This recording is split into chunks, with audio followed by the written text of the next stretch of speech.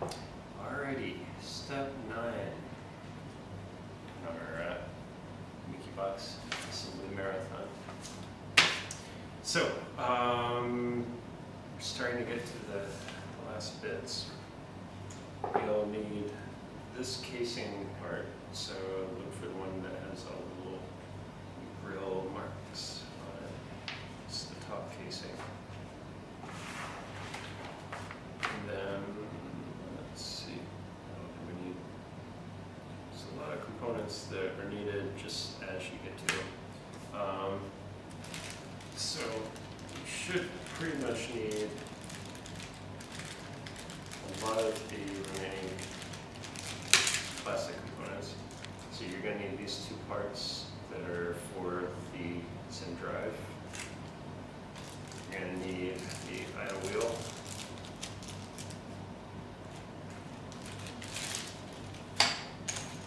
You will need the 3 of the 4 corner blocks.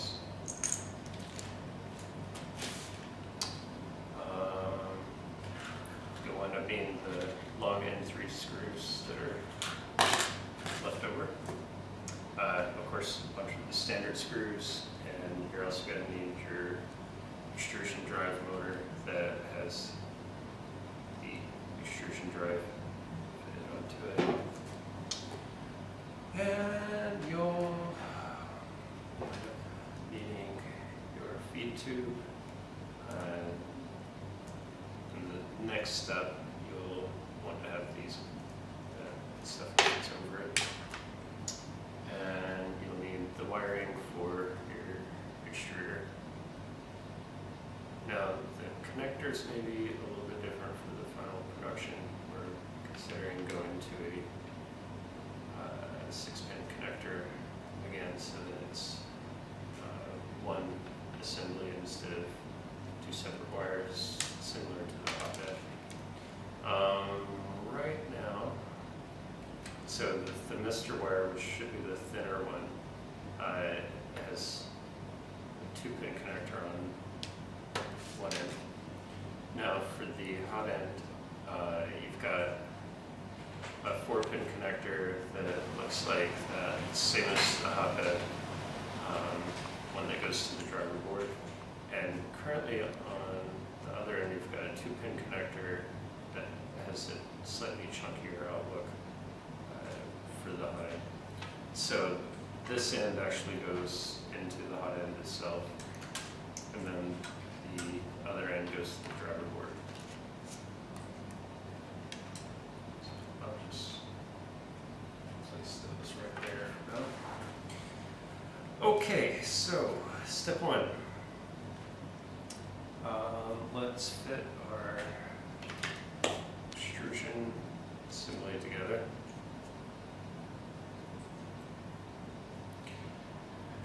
Okay, so we'll start with this guy, and it orients in this direction. And what you're going to wind up doing is fitting the wire ends that go to the driver board, fit through here, through that channel right there. Okay. And then on their feed tube, now for the current ones that we're shipping, you'll want to look, you might need to use some light to see. There's going to be one end that has a little bit longer of an insert piece. If you hold it up to a light, you'll see that it's a little bit deeper. The end that doesn't have the deep support, fit it right there. Okay. Now, of course, you can just do all this separately, which kind of illustrating where it winds up going. The idle wheel, there's a long side and a short side on the pen. Put the long pen into this face, like so. And then for this piece, you'll see there's a side that has a ring on it, and then you'll see a side that has a circular indentation in the middle. Do this face out and capture everything that you've put into place so far. At this point, you might find it handy to take your long N3 screws, just skewer it on there.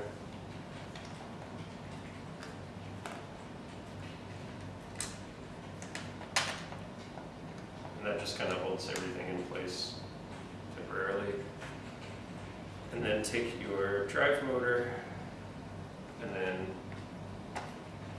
couple it right into that circular indentation in the middle. Pull it all together. Take your smaller wrench, which is for N3 screws, and tighten everything down.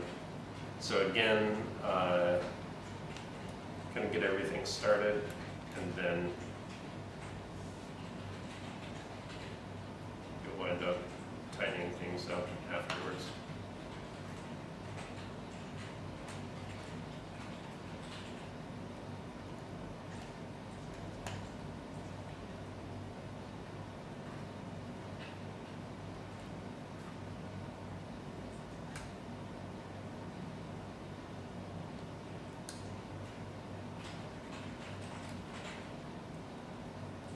So again, you might want to kind of twist a little bit just to make sure everything's in place. And you can tighten down a little bit more.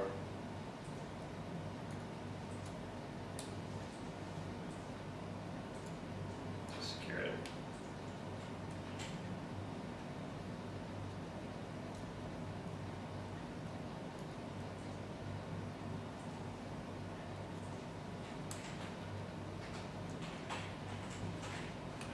Nice and snug at that point.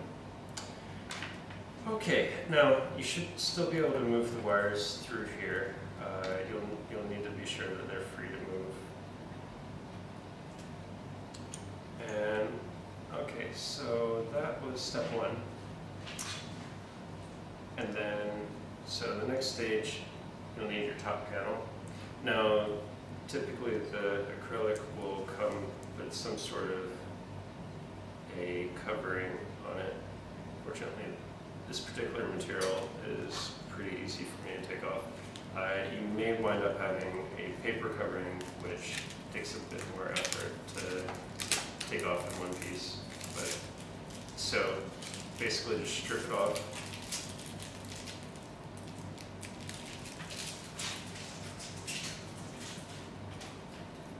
From both sides.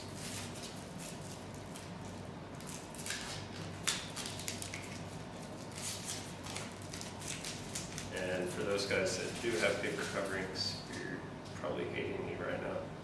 Oh well.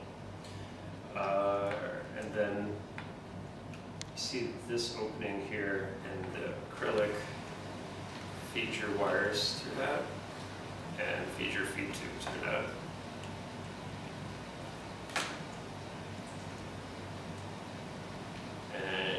Going to need to get your wires and your feed tube. So the wires go in the smaller part of it, and the feed tube goes through the bigger part. Now,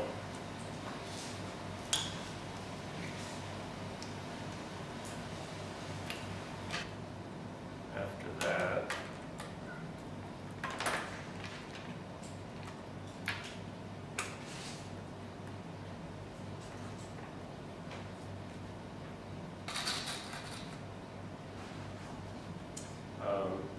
you can put your corner blocks on.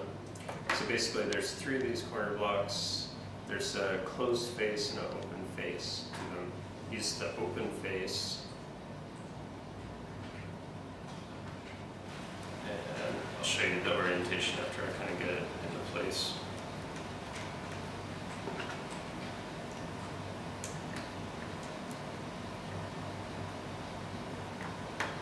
So what you're going to want to do is get these screwed on, but you don't want to over tighten them too much. It'll be better to leave them to where you can move them around a little bit after you're done.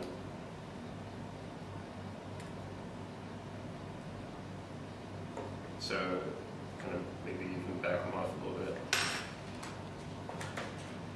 Okay, so they're going to wind up in this orientation. So you see the open face facing towards this panel, and then you probably want to leave them just loose enough to where you can move them around a bit. And then the slots face towards the edges. You're going to do the same thing here and here.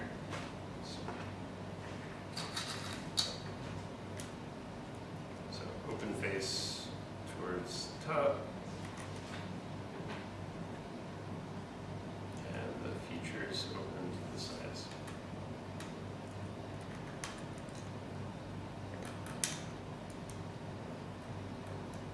And if you have a helper working alongside you, they could actually do this assembly while you're doing the extrusion assembly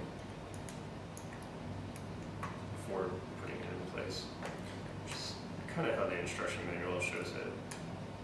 It's the last step of actually putting this panel in place can be done either before or after you do these corner blocks. I'm just doing it just because this way I've got two hands to work with it, and the corners are supported freely.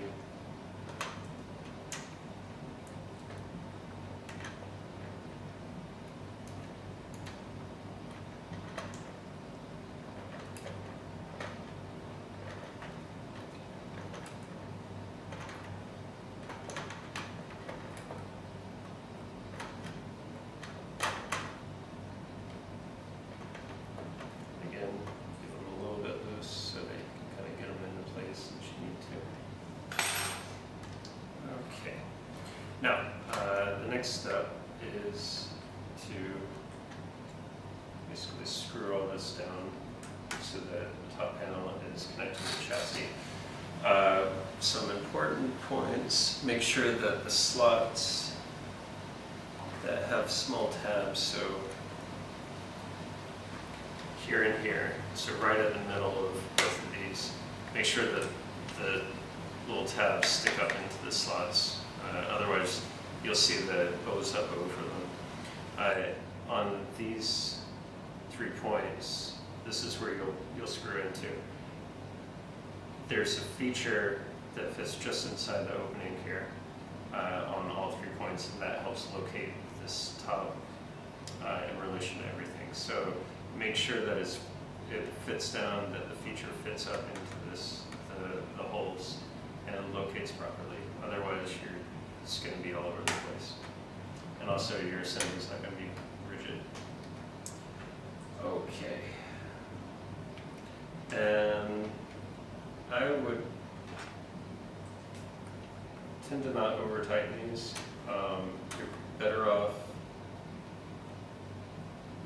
getting them snug, but actually a little bit loose, and then going back and tightening them a little bit later, because what you'll find is if you really crank these down, it actually bends the panels in weird ways. So you're actually better off being a little bit on the loose side.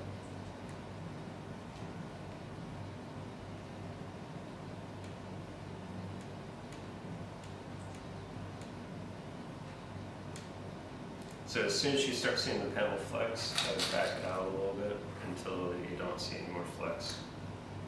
It's the easiest route to go. One word of caution: laser cut panels, do be careful. The sides tend to be quite sharp. You could actually rub into something basically to break the edge a little bit if you wanted to. They are sharp enough that they will cut you if you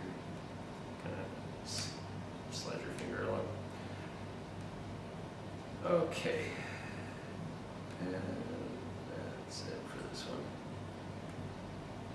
I think it looks like this one probably needs a little bit more material in it.